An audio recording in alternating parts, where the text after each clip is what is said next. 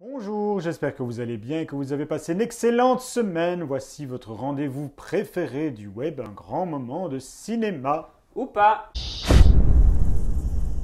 Au programme cette semaine, Bouboule, Valentin, Gardenia et The Imitation Game. Bah alors Nicolas, on a fait un film sur toi? Bouboule Pourquoi tout de suite Bouboule? Ça aurait pu être Valentin, et briseur de cœur que tu es. Bouboule, alias Kevin, a 12 ans. Jeune adolescent, il vit dans une famille plutôt dysfonctionnelle, où l'amour n'est pas forcément la première chose qui saute aux yeux. Il mange beaucoup, surtout en cachette, et n'a pas vraiment d'avenir devant lui. Bien écoute, ça n'a pas l'air d'être fort drôle comme film, hein. Ben pourtant c'est bien balourd. Ah, c'est balourd. Oui, mais Ouais. balourd ne veut pas dire que ce soit drôle. Mais à mon avis, c'est voulu, pensé drôle. Oui, et ça t'a fait rire, Du tout. donc c'est raté. Pour moi, oui. Maintenant, c'est un premier film.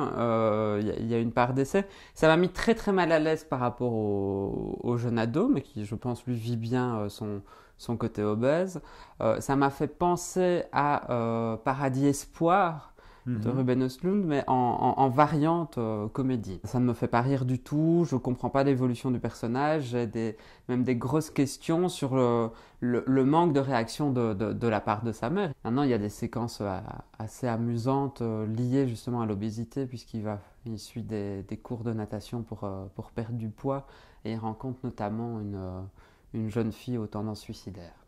The Imitation Game part en fait à la découverte du personnage d'Alan Turing, mais aussi et surtout de comment il a construit une machine pouvant décrypter la machine de codage des Allemands durant la Seconde Guerre mondiale, la machine Enigma. Alors c'est peut-être un des moins mauvais films de cette semaine, mais c'est pas ton préféré.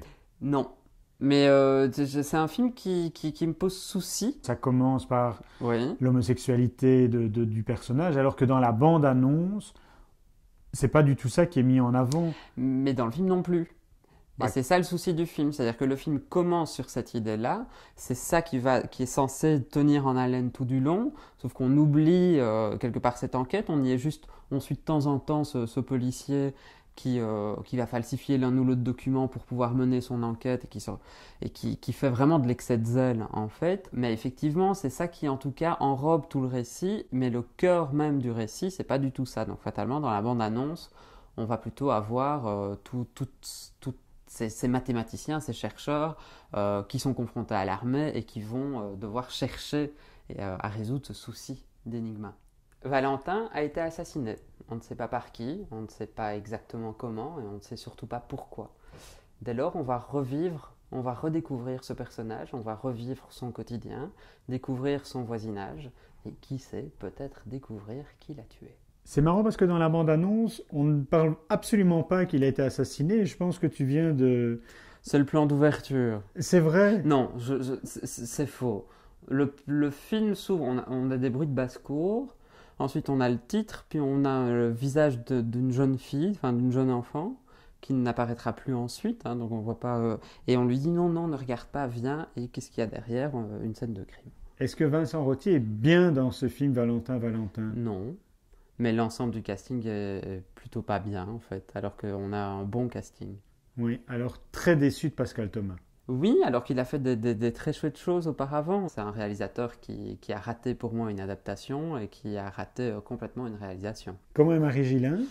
Écoute, très belle, elle est très bien habillée en tout cas dans le film. Ariel Dombal est très très bonne dans le film. C'est très très compliqué à digérer, il n'y a aucun rythme. Les dialogues sont très bien écrits, mais tout tombe à plat. Une musique épouvantable. Le réalisateur aurait voulu assassiner son film, qu'il n'aurait pas pu faire mieux que ça. Nous allons vous parler d'un documentaire. Et Nicolas ne va pas se mettre nu. Malgré tout, il a aimé Gardenia. Eh bien, c'est un documentaire assez touchant sur différents travestis et transsexuels. Ils ont entre 50 et 70 ans. On va à la rencontre de différentes personnes qui ont joué un spectacle, qui parlaient d'eux. On a vraiment une découverte de l'homosexualité, de qui ils sont et de quelle est leur implantation, leur implication dans la société aussi d'aujourd'hui. C'est très touchant comme documentaire, une démarche toute simple. C'est diffusé où? Euh, ça serait dans quelques salles. Nicolas, je te remercie pour ces nombreuses explications. La semaine prochaine, nous ferons un duplex en direct de Genève, où tu seras. Et moi, je resterai ici, dans ce beau décor. Tu emporteras une partie de décor avec toi? J'emporterai un demi-décor avec moi. C'est très bien. D'ici là, je vous souhaite une très bonne semaine. Allez au cinéma. N'hésitez pas à nous suivre, à partager nos petites vidéos et articles sur Un Grand Moment et Mister Emma. Salut. Salut. .be pour moi parce que je suis petit et toi .com parce que tu te rêves grand.